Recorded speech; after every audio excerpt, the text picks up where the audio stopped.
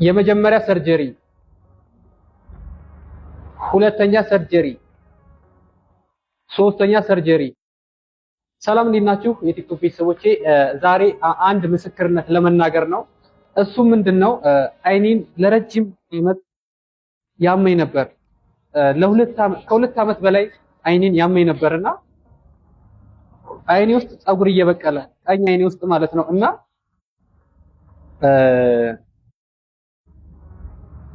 ሁለት ጊዜ አስነቀልኩት። ጊዜ ማስነጥየው ድጋሚ ሶስተኛ ወጣ። ከዛ አይ ይሄ መነቀል ሳይሆን ሰርጀሪ ነው የሚደረግልህ ተባልኩና የመጀመሪያ ሰርጀሪ ተሰራው። የመጀመሪያ ሰርጀሪ በተሰራው በሶስት ወሩ በቀለ። ማለት በኤሌክትሪክ እናቃጥለዋለን ብለው እሱም ሳይቃጠል አይ ቲንክ ከውስጥ አለ ማለት ተለጥፋ ይቀረቻለችና እስከ ቂጥ ድረስ አላቃጠሉትም በኤሌክትሪክ ፀጉሩ ማለት ነው። እና እሱም በሶስተኛው ወር በቀለ። ሁለተኛ ሰርጀሪ ተሰራው። ሁለተኛ ሰርጀሪውን በአምስተኛው ወሩ በቀለ። ማለት ፀጉሩ እያደገ መጣና በቃ አይኔን በጣም ይቆረቁረ ጀመር። ሶስተኛ ሲበቅል በቃ የመጨረሻ ነው ተስፋ የቆረጥኩት። በጣም ነው የሚያመው። በጣም አይን ውስጥ በጣም ነው የሚቆረቁረውና የመጨረሻ ተስፋ ቆርጬ የስውሯ ማርያም ቅባ ቅዱስ እቤቴ ነበረና ቦርሳዬ ውስጥ እሱን ጠዋት ሲሄድ ሐምሌ 20 ቀጠሮ ለሐምሌ 21 ቀጠሮ ተሰጠኝና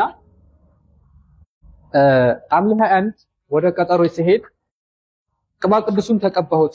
ላይክ እዚህ ጋር ተቀባሁና በዛውም ስለት እናቴ ስውሯ ማርያም አይኔ ውስጥ ያለውን እሾህ እስከ መጨረሻው ነቅለሽ ጣይልኝ አልኳት።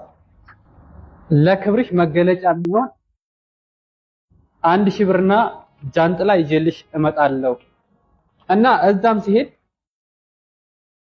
ካርድ ማከፍልም የሰርጀሪም አከፍልም በነፃ ነው የምሰራ አለኝ።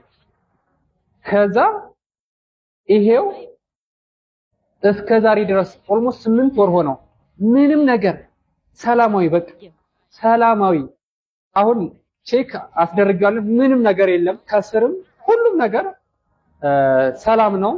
እናቴ ስውሯ ማርያም እኔን የሰማች ከእንደዚህ በቃ የአይንን በሽታ ያውቀዋል እና እኔን የሰማች ስውሯ ማርያም እናንተንም ትስማችሁ።